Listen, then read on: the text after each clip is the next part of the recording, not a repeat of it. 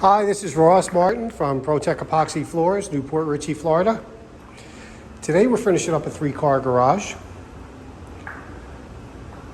So we did a lot of extras in this garage insofar as they wanted baseboards. So we did our usual. We did the sand and fill expansion joints, fixed all the cracks, but then we did go in it and put baseboards in.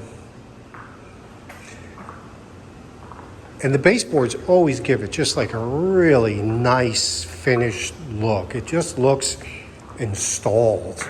I don't know how else to describe it.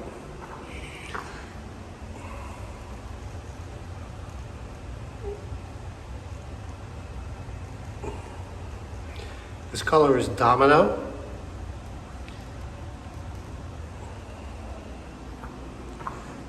Which is black, tan, and gray, very neutral. They're going to put LED lights in here. And this also, the other upgrade that we did in here, this has a Polyaspartic top coat.